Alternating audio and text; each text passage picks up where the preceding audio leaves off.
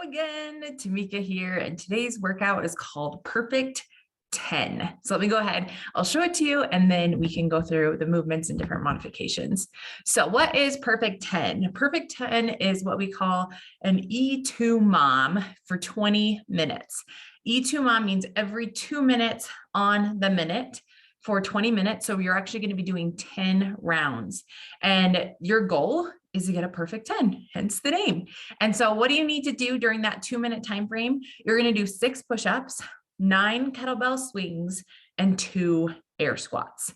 All right, so those are the different movements that you're going to be doing. Now, if you finish, which is the goal, before the 2 minutes, you have the rest of the time to rest, grab a drink, and then boom, when it hits that 2-minute mark again, you're going again. So let's talk about modifications for push-ups, some kettlebell swings, and air squats. So equipment that you need.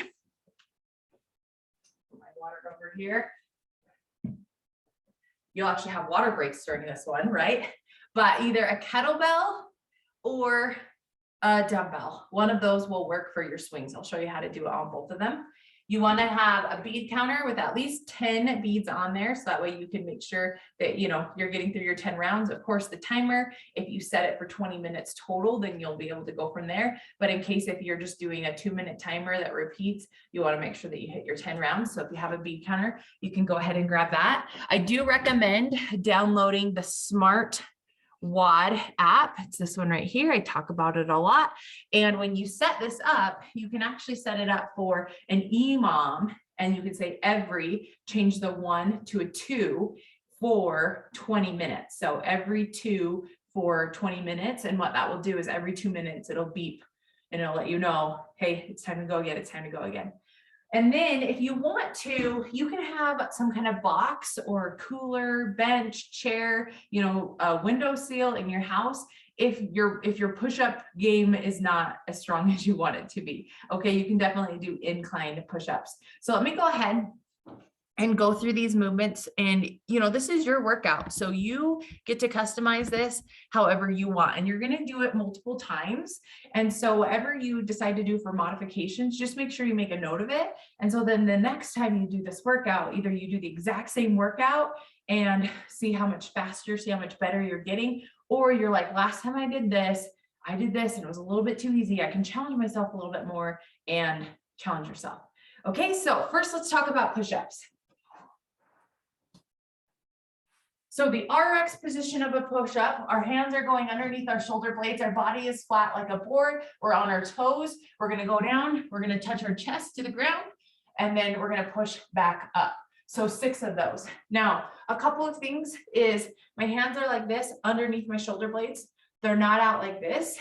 And when I go down, my arms are brushing the side of my body. Okay, I'm not out like this doing my push-ups. So I'd encourage you to get that control and do your push-up just like that. So 6 of them, touch your chest, push back up. Now, another modification that you can do from there is to do knee push-ups. Sorry, I'm just going to move this down a little bit so you can see me a little bit better. Okay, so a knee push-up, you're in push-up position, but now you're just going to drop to your knees. Your body's still like a board from your knees to your shoulder blades. My hands are still underneath my shoulders, and same thing, they're rubbing my sides as I go down. I touch my chest, I push back up. So you can absolutely do knee push-ups. Another modification is using the box. You can use the box with your feet, go down, touch your chest, push back up. You can use a box with your knees. It's going to take some weight and some pressure off, just like that. Or you can even do a wall push-up. So maybe you've never done a push-up before, you don't have the arm strength yet. Don't let that hold you back from doing your workout. Come on up here against the wall, against the door, okay? You're standing on your feet. You're just going to come down, touch your chest, push back up. And you can do wall push-ups. So 6 of those. And then you're going to move into a kettlebell swing. So if you do have a kettlebell, that's great. It has a handle for you. And what I like to do when I take my first swing is I put the kettlebell out a little bit in front of me. Then I go ahead and grab it. My knees are bent. My back is flat. They're engaged.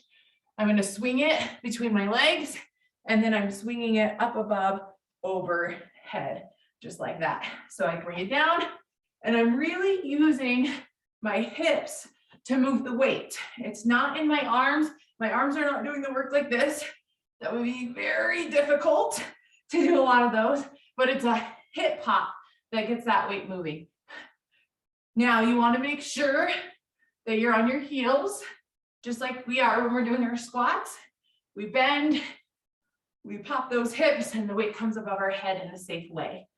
Okay, now there isn't much modification for that besides go lighter or go heavier. Now, if you have a dumbbell, you can go ahead and take one of the heads of the dumbbell between both hands. Okay, make sure you've got a good grip on it. Same thing between our legs, up above, overhead.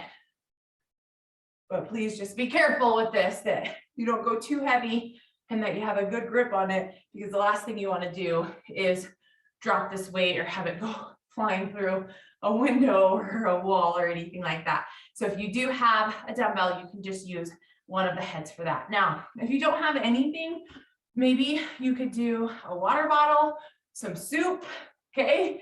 And you're just going like that to get your 9 kettlebell swings in. So any kind of weight that you've got that's will give you a little bit of resistance there. Then after you do the 9 kettlebell swings, you're going to go to 12 air squats. So we talk about air squats a lot. Your feet are shoulder width apart underneath your hips. You can wiggle your toes. The first thing that moves, your butt goes back. Then we sit in that imaginary chair. We drive through the heels. We squeeze at the top. Now, not much modification for an air squat besides not going down as low or making sure that you hit it all the way down. If you want to make it even harder, you could hold your weight and do your 12 air squats just like that, okay? If you've got your box, because maybe you're using it for your push-ups, you can even squat to your box and making sure that you're hitting the same depth every single time. So super simple for this one. Your goal is to get a perfect 10. What does a perfect 10 mean? That you are getting all of these movements done within the 2 minutes and you're not having to go over. So you don't want to modify this too much because it's meant to push you, but getting those 6 push-ups, 9 kettlebell swings, 12 air squats in within that 2-minute time frame, you get the rest of the time to rest, and then you'll go again doing it 10 times through. So your score at the end of this is how many perfect rounds did you get? How many times did you complete it before your 2 minutes was up? And you'll write either 10, 9, 8, 7, 6, whatever your score was. And then the next time you do this, you can either make it harder for yourself or make sure that you get more rounds through. So thanks, you guys. Good luck. I hope that you have fun. And just remember, stay safe and smile. Bye.